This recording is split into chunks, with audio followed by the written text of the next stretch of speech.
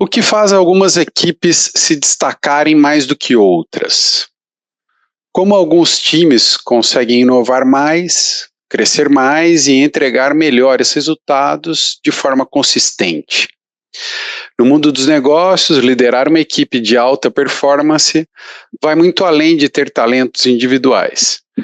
Trata-se de construir uma cultura forte, baseada em confiança, propósito e responsabilidade. Quer saber mais sobre liderança e como criar equipes realmente vencedoras? Fique conosco, estamos de volta para mais um Debate no Café. Eu sou o Thiago Pierosi. E eu sou o Márcio Oliveira. Hoje a gente recebe aqui o meu xará, Márcio Viana, e a gente vai bater um papo sobre isso, como liderar equipes de alta performance, o que é uma equipe de alta performance também, tá bom? Fique conosco, aproveita aí também para já curtir, compartilhar o Debate no Café, seguir a gente no YouTube, no Spotify, no LinkedIn, onde você estiver acompanhando, tá bom? E assim você ajuda a gente a compartilhar mais esses conteúdos também. Tomamos um café?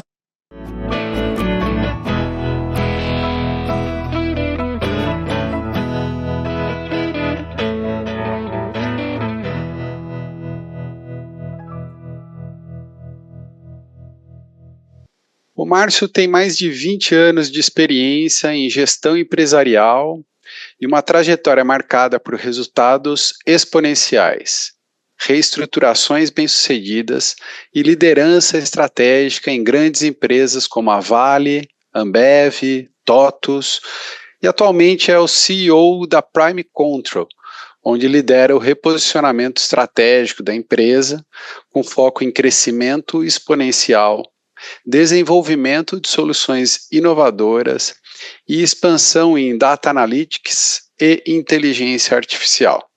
Márcio, seja muito bem-vindo ao Debate no Café. Obrigado, Thiago. Obrigado, Márcio. É um grande prazer estar falando aqui com vocês, falando para o ouvinte de vocês, os seguidores de vocês, e de um assunto que eu gosto muito, né? Pratico muito, né? Eu brinco que o meu lazer ele virou algo sério porque eu pratico triatlo e gosto de competir. Então, até nos momentos de lazer, eu estou praticando alta performance, né? E isso acaba sendo um grande tubo de ensaio para a vida executiva. Coitado de quem trabalha comigo, né? Eu brinco que a gente começa correndo num pace de 7, vai para 6,5, 6, daqui a pouco a gente está correndo a 4 e vamos ver quem aguenta, né? Olha, eu gosto de correr. Gosto dessas provas de rua, fiz muito tempo, ainda dou minhas corridas hoje em dia, mas pace de 4, pelo amor, hein? Isso é complicado, mas tudo bem. Bom, brincadeira, mas vamos começar aqui. Então, eu falo que para ter alta performance tem que ter algumas coisas, né? E a nossa performance aqui no Debate no Café começa sempre com o nosso brinde, com um cafezinho. Vamos lá. Vamos brindar aqui o café para ter um debate de alta performance também. Tchim-tchim. Café como combustível é ótimo. Olá.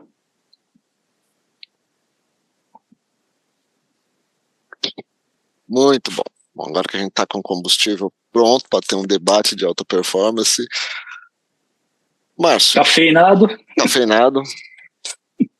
Márcio, assim, eu falo agora como também empreendedor, já tive equipes grandes, e era um desafio, né? Entender o que é alta performance é um desafio muito grande, tanto para o líder, como para quem faz parte de alguma equipe. De alguma maneira ele é cobrado, ele tem que desempenhar um papel com aquilo que a gente entende que é o esperado para o resultado esperado. Assim, tem alguns elementos que compõem que é ser uma equipe de alta performance. A gente fala aí de clareza de papel, a gente fala de segurança de ambiente, segurança psicológica, só saber para onde que ela vai, né, o impacto daquilo que ela realiza, tem que entender, concordar também. Mas assim, isso são coisas que a gente fala. Mas na sua opinião, o que de fato faz sentido para ser colocado em prática, né, para um líder de fato conseguir transformar uma equipe, e ele próprio, né, com uma equipe de um bom desempenho inclusive até entender o que é um bom desempenho, né? O que Sim. é alta performance, o que é um bom desempenho, né? O que é um bom desempenho? Né?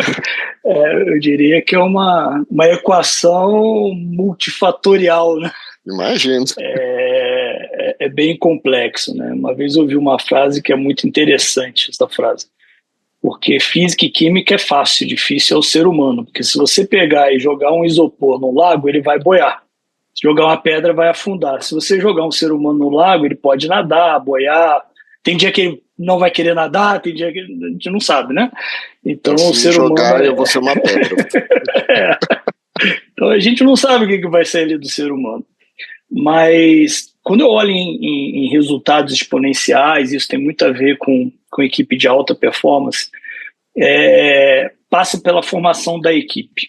E quando falo em formação de equipe, para mim tem muito a ver com a junção do propósito, o perfil de cada um, a expectativa de cada um, as habilidades de cada um, a forma de pensar de cada um, a história de cada um, e como montar esse quebra-cabeça. Isso, para mim, é o grande desafio do líder, né? Como você montar esse time. Só que o propósito ele tem que ser único, né? E quando você fala em propósito, não necessariamente é aquele propósito de todo mundo querer ter a sua casa na praia. Não, mas todo mundo querer ter uma história de sucesso profissional, todo mundo ter aquele desejo de realizar algo muito grande, ter uma mentalidade de crescimento, uma mentalidade vencedora. Então, quando você pega uma equipe que tem esses fatores, a tendência, né, e aí tem outras ligas que a gente precisa colocar no molho, é que você consiga fazer com que esse time cresça. Porque se você tiver um time que não está ligado com o propósito da empresa, com o propósito que você está colocando, não vai adiantar, porque vai puxar para trás. E aí tem alguns pontos que durante um tempo eu batia muito nessa tecla, depois eu cansei de falar, acho que eu vou aproveitar para voltar a falar também, né? Todo time precisa ter foco, hábito e disciplina. Para mim é básico isso, né? Todo mundo tem que ter um foco único. Mas qual é o foco da equipe? Para onde eu quero levar a minha empresa, a minha área, a minha gerência, né, o meu time? Só que para você manter o foco, e aí entra a disciplina dos atletas, eu preciso manter um hábito, né? Eu preciso treinar todo dia, eu preciso estudar todo dia, eu preciso me empenhar todo dia. Você precisa criar hábitos, né? E para você manter hábitos, você precisa ter disciplina. E disciplina é fazer aquilo que você não quer fazer, mas faz porque você tem um foco. Eu costumo dizer aqui também que em Curitiba você acordar às 5 da manhã para correr no Parque Barigui não é agradável. Nossa. Principalmente no inverno. É melhor ficar embaixo do edredom, com aquecedor, mas às vezes você tem uma prova para fazer e você precisa cumprir a planilha. E aí você vai lá e faz. Então, a disciplina numa equipe de alta performance é um fator, assim, fundamental, né? E a disciplina não é aquilo que vem o chicote do líder ou do gestor obrigando, não. É de dentro para fora. A pessoa tem que querer ter a autodisciplina, né? Ter a autorresponsabilidade de realizar, ter aquele desejo. Não, eu vou realizar porque é meu propósito. E é quando você junta todas essas pecinhas, você começa a ter um time vencedor. Cada um com o seu jeito, cada um com a sua mania, cada um com a sua esquisitice. E vamos ser felizes. Você falou do chicote, né? E estava falando de propósito também. Eu gosto de falar muito de propósito aqui. Eu falo de propósito, não propósito individual, né? Não preciso. Eu posso até querer minha casa na praia, outras coisas, mas é o que leva aquilo e o que engaja, né? Que é o propósito da empresa.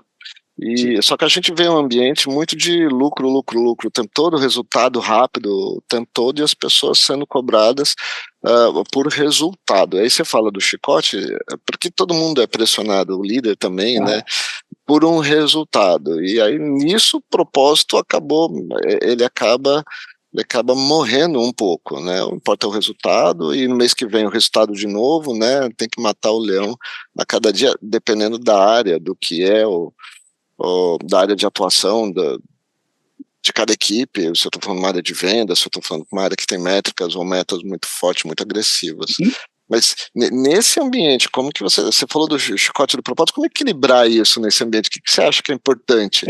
Só para complementar essa questão sim. Aí do modelo, né? Do modelo. Do formato, né? Eu acredito muito que o indicador, o lucro, a meta batida, ela precisa ser uma consequência de um processo que você faz. Então vamos para o esporte que eu pratico. Eu gosto de fazer triatlo, eu gosto de fazer provas de meio Ironman. Fazer a prova de meio Ironman é uma delícia. É a parte mais fácil, você cruzar a linha de chegada. O mais difícil é durante 16 semanas, você todo dia seguir o processo, fazer a planilha, medir, acompanhar, analisar onde errou, onde acertou, né? Manter a disciplina de acordar cedo, de não ter vontade de fazer, né? De às vezes ouvir um feedback não favorável do treinador, né? De estudar como é que você vai fazer a prova, e equilibrar a sua agenda, e planejar, e acordar cedo, e tá doente, vamos assim mesmo. Quando você vem e traz isso para o trabalho, a meta, o lucro e o resultado é cruzar a linha de chegada da prova do Ironman. Você precisa, um bom comercial, ele precisa seguir a metodologia. A venda ela vai vir se ele seguir a boa metodologia. Só que ele precisa ter a disciplina de seguir a metodologia. Ele precisa ter o hábito de ler, ele precisa ter o hábito de estudar o cliente, ele precisa ter o hábito de entender o que ele está vendendo, né? De conhecer o negócio dele. O financeiro é a mesma coisa. E todas as áreas, quando elas entram nesse flow de entender o processo, e não o processo de passar papel e o bastão dentro da empresa, não, o processo de que ela precisa fazer e melhorar e se desenvolver. Lá no final da prova, da linha de chegada do mês, ela vai falar assim, uau, bati a meta. E aí o sentimento que a gente, durante o treino, e fica assim, por que eu estou fazendo isso, gastando dinheiro? Quando você chega ali nos últimos 2 quilômetros, que você vê a linha de chegada, você já fica pensando assim, poxa, quando é que vai ser a próxima prova mesmo? É a mesma coisa. Você vai bater a meta, você vai ter um prazer tão grande que você vai assim, vamos para o próximo mês. Por quê? Você aprende a sentir prazer no sofrimento, que é o processo. A consequência é o resultado. Então, eu já fiz desligamento de comercial que batia a meta todo mês, mas ele batia a meta na sorte. Ele não batia seguindo o processo. Como eu já segurei comercial, que ele não conseguia bater a meta, mas ele seguia o processo certinho. E às vezes faltava um detalhe ou outro. Quando ele acertou os detalhes, ele começou a bater uma meta atrás da outra. Então, entender o processo e conhecer, e aí quando eu falo processo, não estou falando do fluxograma de processo da empresa, é o processo de aprendizado, é o processo de executar, é o processo da disciplina, é o processo de melhorar o que você pode melhorar, de entender o mercado, de analisar o mercado. Esse é o processo. É assim que o Michael Phelps foi o campeão que foi das Olimpíadas. Foi entendendo o número dele, os microindicadores diários, né, de eu preciso dar 9 braçadas para cruzar uma piscina, e quando entrou água no óculos dele, ele conseguiu ganhar uma medalha de ouro porque ele sabia quantas braçadas ele tinha que dar, porque ele mentalizou o processo e não a medalha. A medalha veio. Então, essa pressão às vezes a gente está no foco errado. E aí você tem um outro fator. Quando a gente está trabalhando, existe uma diferença muito grande de trabalhar sob pressão do que trabalhar sob tensão. A gente trabalha sob tensão quando você tem um time que você está puxando ele num sentido e ele está puxando para o outro. Aí você gera tensão. É ruim trabalhar num ambiente assim. Agora, você trabalha sob pressão quando está todo mundo pressionando para alcançar o resultado. Então você é que nem quando você vai fazer a musculação, quando você vai fazer lá o tiro de 3 km para fazer um teste contra relógio, para ver se você melhorou a sua performance. Então você está botando pressão no seu corpo. Né? É todo mundo no mesmo sentido, é pressão. Tensão é quando tem alguém tensionando para o sentido contrário. É péssimo isso. Causa ruptura, né? A tensão causa as rupturas e os problemas. Exatamente. Né? E aí o clima fica ruim, não é legal trabalhar assim. Aí, enfim, você perde pessoas, aí pessoas boas acabam saindo. Né? Porque geralmente, não sei se já aconteceu contigo, você geralmente perde as pessoas boas. Porque as pessoas boas passam em processo seletivo, as ruins se escondem na empresa. Porque ela não passa em processo seletivo. Exato. Então, Márcio, eu queria aproveitar essa questão de meta que a gente está falando e entender a tua visão no longo prazo, quando a gente está falando de gestão de equipe de alta performance. Você aí fazendo triatlo, eu já fui triatleta também, conheço Sabe como é que é? Conheço um pouco do que você está comentando. Fica claro, né? Eu acho que esse treino ele é importante, mas eu queria e muitas vezes tem muitos gestores ou líderes, né, que acabam não entendendo que você está ali para um jogo infinito, que é uma expressão que o Simon Sinek trouxe, né, em algum momento. Não é um jogo que acaba, não é né, você não está ali para alcançar só a meta daquele mês. Hoje, inclusive, eu estava vendo aqui Angela Merkel sendo criticada pelos quase 20 anos que ela ficou no poder. Enquanto ela estava lá foi ótimo, mas será que ela deixou a Alemanha preparada para o que viria, né, ou para o que está acontecendo na Europa agora?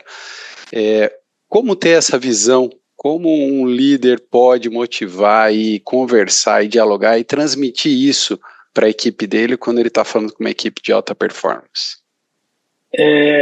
Eu acredito muito numa palavra chamada legado e o significado dela. O que eu vou deixar para os meus netos? Uma coisa que eu volto e meio, eu paro assim para refletir. Qual é a história que vão contar de mim? E aí quando eu falo isso, eu falo das minhas filhas, falo dos meus netos, das pessoas que passaram na minha vida na empresa. Eu já mudei de empresa algumas vezes, eu brinco que eu tenho 20 anos de gestão, mas tenho 35 anos de contribuição social, né? Então muitas pessoas já passaram por mim. São raros os que eu trago para trabalhar junto comigo. Porque quando eu tiro de uma empresa e trago, eu não deixo o legado. Eu estou trazendo o legado. Porque o legado faz parte das pessoas que ficaram e fizeram a empresa. Né? Então, quando eu saio e tiro a pessoa, eu estou tirando parte desse legado. Então, eu procuro sempre olhar o longo prazo. Eu sempre procuro olhar a empresa, por que não ela se tornar centenária? Por que não ela se tornar muito maior? E não só a meta. Aí a gente volta até para a pergunta anterior. E quando a gente só fica olhando para a meta, é uma visão de curto prazo, por mais que a meta seja de 10 anos ou de 20 anos. É uma meta de curto prazo.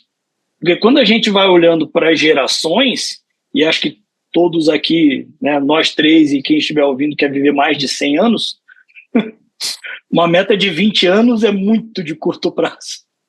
Né? E pode parecer meio filosófico, até antagônico quando a gente fala de alta performance, que geralmente é aquele negócio meio faca na caveira, mas isso para mim tem muito a ver.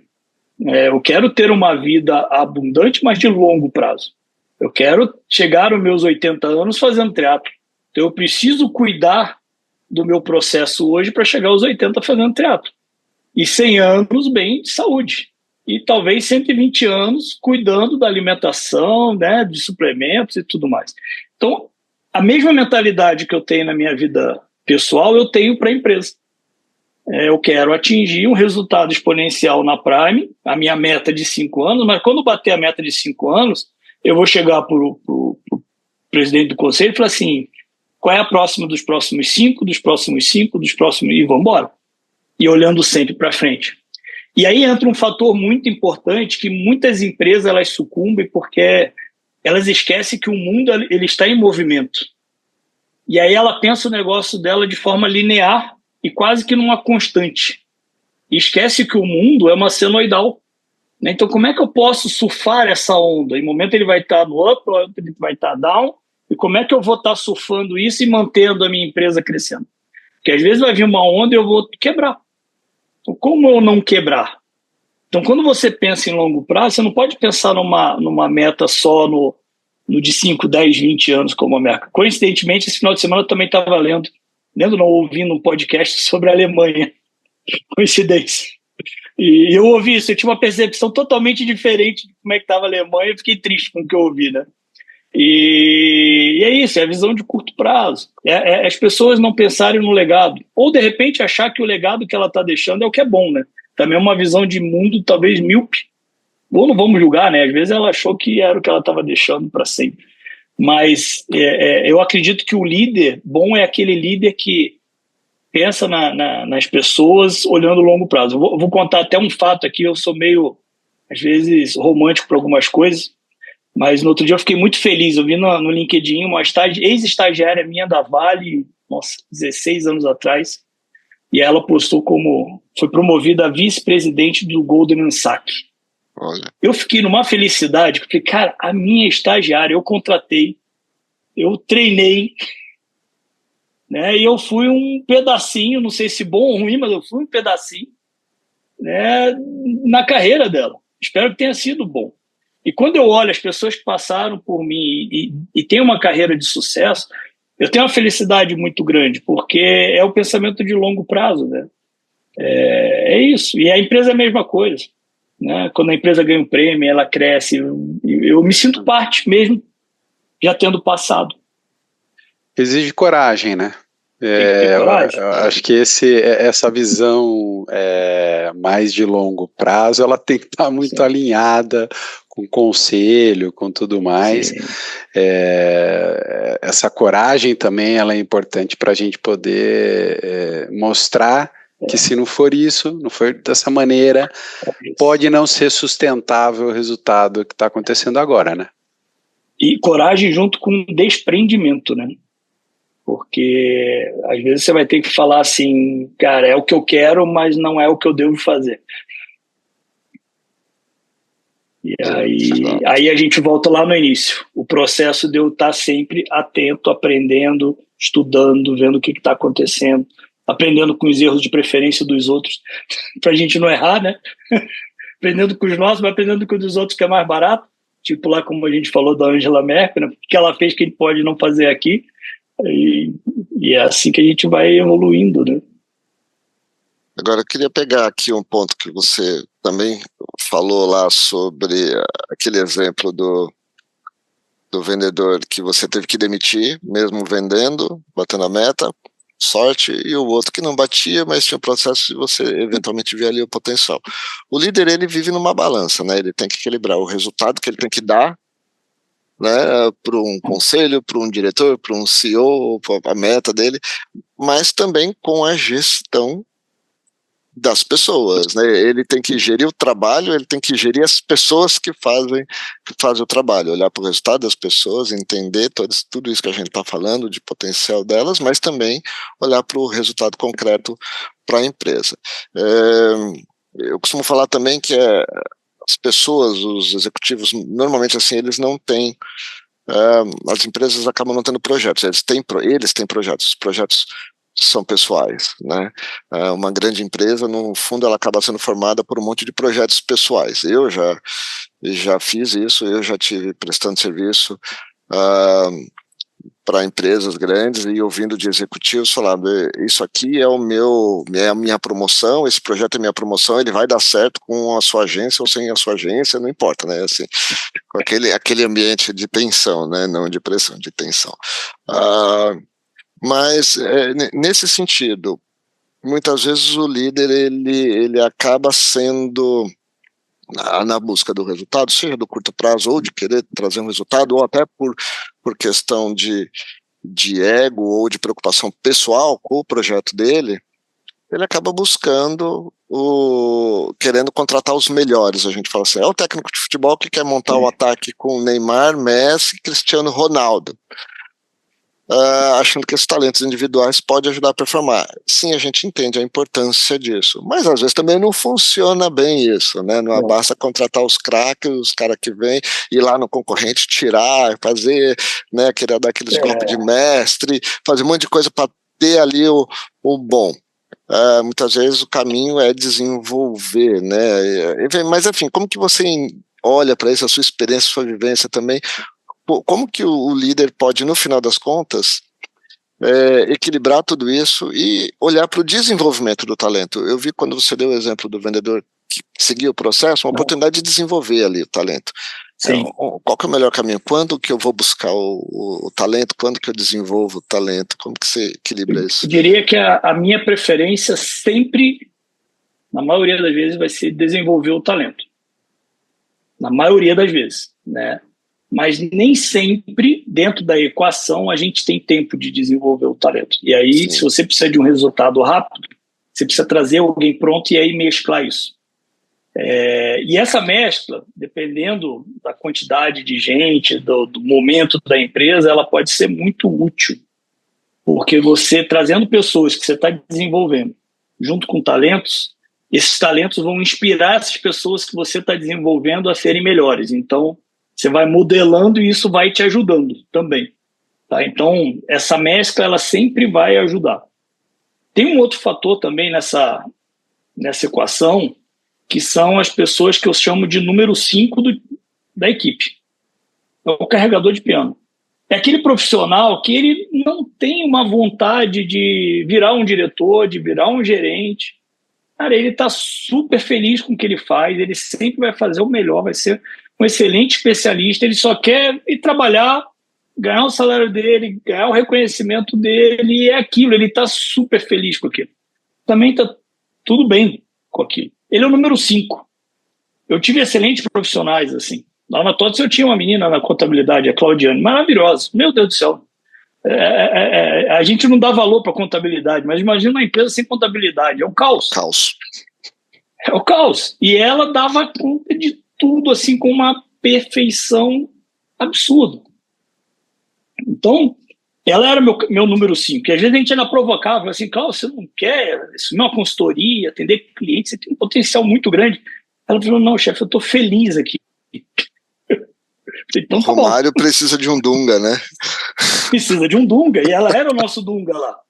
Então, essa mescla, você não pode trazer só o Romário, Cristiano Ronaldo, Messi, Neymar. Não, você tem que ter, né, os números das camisas direitinho, você tem que ter o goleiro lá. Eu tinha uma equipe uma vez, que eu tinha cada um, todos os meus diretores eram melhores do que eu. Todos. Aliás, eu só contrato gente melhor do que eu. Cada um numa especialidade que eu não sou bom. Né? Eu tinha até o pessimista. Porque como eu tenho um DNA mais comercial, então eu tendo a ser otimista. Então eu chegava para ele e falava assim, fulano, o que você acha desse projeto? Se ele chegasse e falasse assim, vai dar errado. Mas ele sempre ia falar que dava errado. Aí dependendo do argumento dele, eu acatava ou não, entendeu? É bom ter um ponto de equilíbrio, né? Um ponto de equilíbrio. Só que ele era muito bom em algumas coisas que eu não era bom. E assim você vai mesclando. As pessoas não precisam ser iguais a gente, né? Então, mas para mim, sempre é formar. Formar a gente vai... Assim, você vai fidelizando. A pessoa vai tendo uma gratidão por você e vai trazendo um DNA muito puro para a empresa. Porque você vai moldando ela de acordo com o que você acredita, né? Sendo bom ou ruim, mas vai formando, né? E aí você vai vendo os frutos, que nem lá a menina que virou VP de um grande banco mundial. Né? E isso é muito gostoso, né? Então, para mim, é formar. Mas nem sempre a gente tem tempo. Né? E dependendo do momento, você vai ter que trazer mais talentos para modelar mais e acelerar um resultado. Mas depois vem formando e oxigenando. O papel do líder é, inclusive, saber mensurar, medir esse momento, né? A hora de, poxa, para isso aqui eu preciso trazer um craque, ou pelo menos um craque para a equipe, para isso aqui. Né? O papel do líder é compreender isso, né? A hora de acelerar, a hora de tirar um pouquinho o pé, não preciso acelerar tanto aqui, porque isso vai trazendo essa segurança, a gente falou lá no começo, né, eu falei da questão da segurança para a equipe, dar o norte, saber o que é, né, acho que isso ajuda também mesmo. Na equipe a você trazer essa segurança e norte, né. E um ponto que para mim é muito importante, e eu tenho percebido que não é muito comum, né, não sei se isso é bom ou ruim, eu sei que minha agenda ela fica complicada, mas eu entrevisto, hoje eu estou numa empresa de 250 funcionários, eu entrevisto praticamente 100% das pessoas que entram. E quando eu tive equipes grandes, com mais de 1.000 funcionários, eu entrevistava 100% de todos os líderes, para tentar garantir que eles tivessem a mesma visão. Isso é fundamental, porque, como número 1, eu sou o guardião da cultura. Esse DNA, ele tem que estar ali no meu cofre. Não que ele esteja guardado as 7 chaves, todo mundo tem a senha do cofre, mas eu sou o guardião dele. Então eu preciso garantir na entrevista. Hoje, por exemplo, fiz entrevista de SDR. Fiz entrevista. E às vezes o pessoal até se assusta, porque eu reprovo também, não é só aquela entrevista, não, o CEO vê, não. Se eu sentir que não é e passa por muita gente, mas eu faço questão. Você passa, na verdade, um bom sinal para a empresa. Lógico que isso tem os seus limites em termos de processo, tamanho de empresa e tudo mais, mas eu falo que o CEO, na verdade, ele é o grande norteador do propósito da empresa. E às vezes a gente transforma a empresa, já falamos aqui em vários debates de vários temas diferentes, né? Propósito não é só uma frase bonita adesivada numa parede, né? O propósito, ele é praticado. Tá bom, isso é a coisa que a gente quer, mas na prática como que a gente faz? E o CEO é a primeira pessoa a demonstrar como faz isso, né? E muitas vezes ser guardião mostra a importância, e isso acaba tendo que passar para os outros. Se ele se preocupa, então a gente também tem que, né? É isso mesmo. Eu falo que propósito é o que te motiva a sair da cama, né? Exato. E lá até na TOTS, na unidade que eu cuidava, a gente tinha um propósito que a gente cunhou, virou um mantra nosso, né? E a gente contratava as pessoas, a gente falava que não contratava profissionais, a gente convidava pessoas a construir a empresa dos nossos sonhos. E aí a gente contava na entrevista os nossos sonhos. Então, o nosso sonho é esse. Bate com os seus sonhos. E aí, com isso, a gente chegou a crescer 30%, 40% todo ano. Esse ano, a unidade de Curitiba, que eu era o CEO, foi considerada a melhor franquia da TOTS. Eu comemorei junto com eles como se eu estivesse lá. E eles mandando foto para mim também como se eu estivesse lá. Isso é legado. Bom. E eu não estou lá há quase 2 anos. Sem dúvida é legado, realmente. Deixar a marca, né? Deixar a marca. Márcio, queria mudar um pouco, mas não muito de tema, porque no final, né, esse DNA que você está falando, ele está na cultura, mas ele também é o dia a dia, e é tomada de decisão, né? Um papel de liderança como o teu, ele significa tomada de decisões, muitas vezes, inclusive, que podem ser vistas pela equipe como não a mais adequada, mas também a equipe não viu que você tinha informações pela metade ou estava sob pressão, né? Não entenderam o contexto, né? Como fazer para tomar essas decisões estratégicas que você entende que vão garantir esse DNA e ainda com essa desconfiança trazer a equipe junto, apoiando essa decisão? Primeiro, eu chamo de ritos, né? A gente precisa ter ritos de conversa muito francas o tempo inteiro. E dar a liberdade das pessoas se exporem, falar e dar a sua opinião. Então, quando eu contrato alguém do financeiro, como eu disse, ela tem que ser melhor do que eu no financeiro, o marketing tem que ser melhor do que eu no marketing, o comercial e assim sucessivamente. Então, quando você cria esse ambiente seguro que a pessoa possa contribuir e na hora alguém tem alguma dúvida, nós vamos procurar o especialista daquela área e falar assim, vamos por esse caminho. E o ambiente seguro, ele é muito importante, porque se ainda assim aquela pessoa tomar uma decisão errada, a decisão ela foi colegiada. Ela foi tomada porque a gente acreditou que era a melhor decisão naquele momento. mas é a velha história. Erra rápido, corrige rápido. Agora, o erro que eu não gosto é o erro da omissão. Eu prefiro que a equipe erre tentando acertar, porque eu parto do pressuposto que todo mundo que trabalha comigo quer acertar. E a gente, por acaso, erra. Nós vamos errar. Vai ter dia que a gente não vai acordar legal para trabalhar. Vai ter dia que a gente não vai acordar com a cabeça limpa, porque nós somos seres humanos. Temos N problemas para cuidar na nossa vida. E, às vezes, naquele momento, a gente tomou uma decisão errada e segue o baile. Ninguém acorda de manhã e fala assim, não, hoje eu vou errar. Ninguém acorda.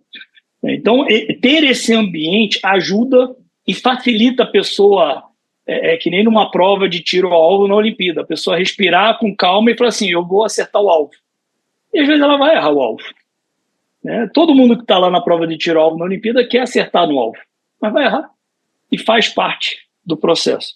Então, isso para mim é muito, muito tranquilo, tá? Mas é por isso que eu gosto de contratar os melhores de cada área, treinar e cobro muito o treinamento e o desenvolvimento.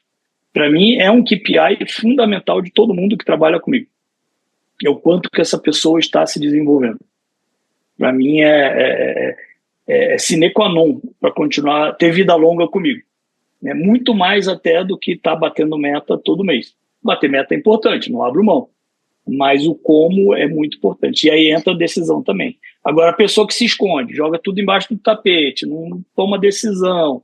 E se for líder, pior ainda, né? Então, isso para mim é fundamental. Entendo que tem uma parte aí do que você está falando que é o speak up, né? Que muitas empresas vão chamar de speak up. É a política também de você poder falar, ter esse ambiente seguro onde você pode falar. Como construir um ambiente de speak up que não seja só na política, não seja só aquele, né, como a gente comentou, como o Márcio falou ali eu tenho ali estampado na entrada da empresa qual é a minha missão, meus valores. Como construir de fato uma política de speak up? Walk the talk, de cima para baixo, é o líder praticando isso e mostrando, né? Mostrando ao longo da jornada de, poxa, alguém fez, poxa, não sofreu nenhuma consequência. O líder muitas vezes errar e falar assim, poxa, me desculpe, eu errei. Chegar para alguém, talvez num cargo menor e falar assim, você pode me ajudar aqui que eu não consigo fazer isso. Criar essa vulnerabilidade, isso também ajuda. Aí entra em confiança.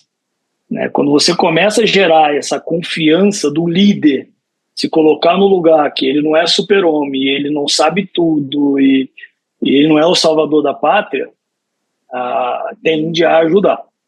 E um ambiente de respeito em todas as esferas, né? Isso também ajuda demais. E aí as pessoas podem se expor, também sempre com respeito, né? O grande problema é que, infelizmente, as coisas elas tomaram uma polaridade que aí o respeito ele virou algo, às vezes, não tão praticado também, né? Porque qualquer coisa que você fale, às vezes, por mais educado que você seja, a pessoa já leva para um lado errado. Então, a gente vive num mundo meio complexo. E aí entra o papel do recrutamento. Aí é onde eu sou muito chato no recrutamento, na avaliação. Aí a peneira é muito fina. É muito fina. Para poder também você ter você ter um ambiente também seguro e tranquilo. Senão você se perde, né? Você gasta uma energia com coisa que não vale a pena, né? Não, precisa ser uma peneira fina, né? Você precisa criar na verdade, assim, a cultura de uma empresa, para mim, a cultura de uma empresa, ela é o propósito sendo colocado em prática, ou seja, praticando a cultura que ela é natural porque ela é o propósito. Eu sei qual que é o propósito, eu tenho clareza e ele é natural, vira naturalmente a cultura da empresa. Aí tudo isso fica mais fácil de olhar, inclusive na hora... como eu faço as coisas, exatamente. Eu faço as coisas desse jeito, é simples assim. E aí na hora da seleção, ou mesmo logo no começo de uma jornada de uma pessoa, já vai ficar claro se ela se encaixa ou vai se encaixar ou não nessa cultura, né? Agora eu queria mudar aqui também, aproveitar e trazer um outro ponto aqui. A gente está vivendo eras de grandes transformações, rápidas transformações, né? e parece que algumas coisas têm os gatilhos, né, que vão dando saltos de transformação. A gente teve a pandemia, que foi um salto de transformação em várias coisas, desde relação de trabalho, formato de trabalho, uso de tecnologia, enfim, comportamento de consumo. A gente pode colocar os impactos em várias áreas aqui. E agora a inteligência artificial, que não surgiu agora, mas ao mesmo tempo parece que surgiu, né? Em 2022, parece que todo mundo caiu a ficha. Existe inteligência artificial, existe uma forma, né? Especificamente uma forma das múltiplas formas de inteligência artificial generativa, que veio nessa coisa do ameaça, não ameaça, vai, substitui, não substitui, amplia a criatividade, acaba com a criatividade. Eu tenho grandes discussões sobre isso aqui em casa, inclusive minha esposa acabou de finalizar um mestrado sobre isso, né, criatividade, inteligência artificial, enfim. Mas como que a inteligência artificial entra nesse negócio de equipes de alta performance e o papel do líder disso, né? Não sei se você está usando alguma coisa, se vocês não estão, como que vocês fazem, mas como que é a sua... Eu quero saber a sua opinião sobre isso, na verdade. Sim. A sua opinião. Vamos lá. Bom, primeiro, eu sou favorável até porque a gente vende isso, né? Bom. Mas... Casa de ferreiro, espeto de pau ou não? Casa de ferreiro, espeto de pau. Não. Não, a gente está, inclusive, num processo de rever muita coisa para botar IA pesado dentro de casa. Legal. Mas eu tenho uma preocupação muito grande, né? Vamos falar um pouquinho de forma mais abrangente. Onde a gente quer se posicionar com a IA? Porque hoje, quando você olha as plataformas que existem, é como se fosse um pasto bem verdinho e onde colocaram um monte de gado para comer o pasto. E aí o gado está lá, se fartando, só engordando, pronto para ir para o matadouro. E a tendência é que boa parte desse gado vire os novos escravos e vão ser abatidos em breve. Então, dependendo como você use o seu pasto, né, você pode ser abatido. Né, e aí você vai ser dominado completamente. É a nova escravidão para mim. Então, o que eu quero dizer com isso? Aquele que usa a inteligência artificial, em vez dele estudar, ele buscar absorver o conhecimento, ele terceirizar para a inteligência artificial o conhecimento e copy-paste, esse vai ficar totalmente fora do mercado. Agora, aquele que pegar a inteligência artificial e usá-la como uma ferramenta para potencializar o seu crescimento, para acelerar a sua capacidade de absorção de conhecimento, esse vai sair na frente. Então, depende em que... Aí, eu estou sendo bem abrangente. Onde você quer se posicionar? Infelizmente, o que eu tenho percebido é que muitos estão se posicionando no gado no pasto e não usando como uma ferramenta. Vindo para um mundo mais micro, eu vejo que o gestor ele vai ter que privilegiar lá na seleção, e ter que ter um cuidado muito grande, aqueles que têm a habilidade de usar a IA como uma ferramenta, para que ele possa se potencializar e entregar resultados ainda melhores. Isso é uma coisa interessante, na verdade é que o potencializar, né, o ampliar a capacidade e não transferir a capacidade, né, a pessoa não transfere para IA. A responsabilidade faz, né? Eu amplio a minha capacidade, ou seja, eu continuo aprendendo, eu continuo tendo a capacidade, detendo o conhecimento. A IA pode ampliar a capacidade de entrega, a escalabilidade, pode ampliar isso. Mas, de fato, eu acho que hoje muito do que se usa está sendo entregar o conhecimento, faz você, né? É isso aí. Eu só tenho que saber fazer o prompt certo. Né? É isso aí, daqui a pouco eu não sei mais nada. É só fazer pergunta, não é nem construir o prompt certo, né? É só fazer a pergunta, eu não sei mais nada, fico refém. E a gente está se achando muito esperto, entendeu? Ainda mais agora com toda a inteligência reasoning, né, que já estão pensando, né, DeepSeek que veio e cada vez mais virou commodity, né? Eu acho que DeepSeek parece que trouxe pra gente que inteligência artificial passou a ser uma commodity. Então acho que eu concordo contigo, Márcio, que se você não atuar como um centauro, né, usando a teu favor, mas não delegando para a máquina fazer aquilo, a gente está fadado a um fracasso. Eu, por exemplo, não sou técnico. Meu background é muito em logística comercial e há 8 anos eu tenho surfado em tecnologia, desde quando eu entrei na TOTS. E entrando na Prime, eu acabei entrando nesse mundo mais de IA, data e tal. Sábado eu treinei quase 3 horas indoor, que estava chovendo aqui em Curitiba. Eu estava estudando sobre Data Lake, Databricks, IA, em cima da bike. E estudando. Não vou codar, não, mas eu preciso saber, eu preciso dominar aquilo. Não posso me deixar. Mas Márcio, é fácil, você joga... Não. Você tem um monte de gente que faz para você. Não. Eu preciso correr. E quanto mais rápido existe essa evolução tecnológica, mais rápido eu preciso aprender. Senão eu vou ficar muito mais rápido obsoleto. Para que eu vou fazer abdominal se não tem abdominal na prova de triatlo, né, Márcio? Exatamente, é isso aí, exatamente isso. Não vou fazer abdominal, não precisa. Para que eu vou ficar 5 minutos em prancha? Não. Para quê? Para quê? Né? Não vai mudar nada.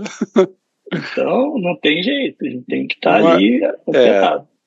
Eu não queria ir embora, nosso tempo está acabando praticamente, mas eu não queria ir embora sem trazer uma pergunta que você já colocou, né? Você falou bastante, né? No começo a gente falou aqui sobre estar em casa e tudo mais, então acho que esse assunto também da IA, quando a gente está em casa, acho que tem um perfil de um profissional que vai talvez usar diferente a IA se ele estiver em casa ou se ele estiver no trabalho. Eu queria ouvir um pouco tua opinião, até colocar para o Márcio, de repente, para a gente abrir uma série para ouvir opiniões sobre esse mundo ainda híbrido, né? Muita gente teletrabalhando, mas já muitas empresas optando por trazer as pessoas para o escritório. Você acha que isso interfere? Trabalhar de casa, você acha que interfere na produção e no desempenho de uma equipe de alto rendimento? Eu vou ser bem superficial, mas sem tentar fugir da resposta. Depende. Aí a gente volta lá no início. Depende da disciplina. Depende do perfil da pessoa. Por exemplo, você pega um dev que ele tem um quê de imaginação, que ele precisa se concentrar, que ele interage pouco com as pessoas, e às vezes ele flui melhor de madrugada. O remoto e híbrido para ele é maravilhoso. Aí você vem para um comercial que ele precisa do relacionamento. Cara, ele não vai vender remoto. E aí você tem um problema na empresa, né? O remoto, por isso que muitas empresas estão voltando, né? Além da performance, pega um SDR com cachorro, filho, a comida, a panela, o vizinho, a obra. Ele não vai conseguir prospectar. Então, assim, o remoto ele é bom, depende da função, do perfil e do momento da empresa e do profissional. Olhando para a empresa, você tem um problema de cultura. As culturas começaram a ruir por N motivos, inclusive o modelo do trabalho, se híbrido, remoto ou presencial. Eu, mesmo antes da pandemia, eu sempre fui muito favorável ao híbrido. E eu tinha uma frase que não era até não muito bonita e fofinha, que eu falava para minha equipe: eu não gerencio o bunda, eu gerencio o resultado. Antes da pandemia eu falava isso para eles. Eu queria resultado, né? Mas eu não abria mão de vários valores e da gente estar junto, da gente comemorar juntos, da gente fazer as reuniões juntos e tal. E lá atrás não tinha tanta facilidade de você se reunir. Mas ainda assim eu já trabalhava com híbrido. Então eu sou extremamente favorável ao híbrido. Ao mesmo tempo que eu sou terminantemente contra ao remoto. Remoto para mim não rola. Exceto em pouquíssimos casos, pessoas... Eu tenho profissionais que hoje trabalham no remoto que eu não abro mão deles, porque são excelentes profissionais. Tem um nível de entrega muito alto e não imagino a empresa sem eles. são exceção. Né? A exceção tem que ser exceção, não pode ser a regra. Né? Mas eu entendo que o remoto, e para a liderança, então, o líder ele tem que estar no quartel, ele tem que estar ali no dia a dia, ele tem que transpirar, ele tem que estar olhando a equipe, porque o ombro no ombro ele ajuda muito a você entender como é que está o seu atleta ali de alta performance. E a pessoa muitas vezes ela não vai querer, na maioria das vezes não vai querer demonstrar a vulnerabilidade dela para o líder. E quando você está ali, você vai olhar o farol abaixo e fala, cara, o que está havendo? Ele vai falar, poxa, minha esposa está doente, meu filho, não dormi bem essa noite por causa da minha mãe. E aí você vai falar, cara, segura um pouquinho, vai para casa, vai descansar, entendeu? E no remoto você não tem isso. Você não tem isso. Né? Então você acha que tem uma cumplicidade e não tem. Entendeu? Fora todos os problemas psíquicos que já estão sendo comprovados com o trabalho remoto. Mas o híbrido, para mim, ele é maravilhoso. Hoje, por exemplo, eu vou viajar daqui a pouco para Porto Alegre, tinha uma consulta na hora do almoço, acabei ficando no híbrido, em casa. Mas na maioria das vezes, eu estou no escritório e tento estar no escritório o tempo inteiro. Aliás, na empresa eu sou o único 100% remoto.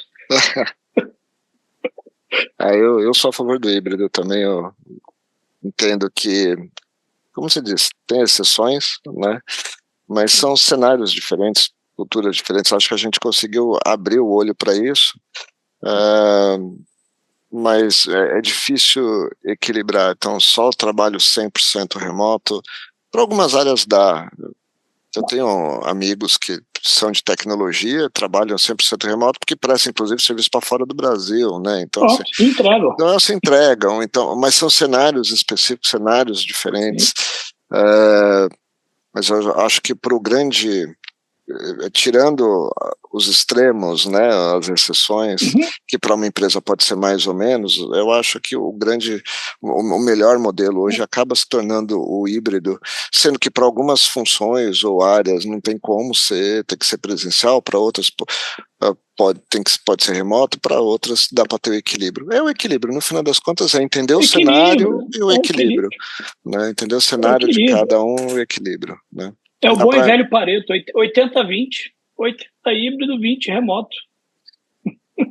Eventualmente, ou 20 presencial, né? Às vezes tem que ser, depende do modelo de negócio, da coisa, não tem muito, né? Tudo depende. Tudo depende, esse é o ponto, que o ponto é ser flexível, né? Entender o líder, olhar e falar, cara, tem que ser flexível, não dá mais para ser cartesiano, só um modelo, não adianta. Não, acho que pode ser, inclusive, para privilegiar uma melhor performance, e não um melhor desejo do eu quero que seja assim, né? Eu tenho um baita de um camisa 5 que trabalha na Espanha, eu não vou abrir mão dela. Tem outra no Rio Grande do Sul, tem um no Canadá, vou abrir mão dele porque eu quero o híbrido, ele não está vindo 2, 3 vezes por semana, nada, deixa lá. Deixa aí. Exato. Muito bom.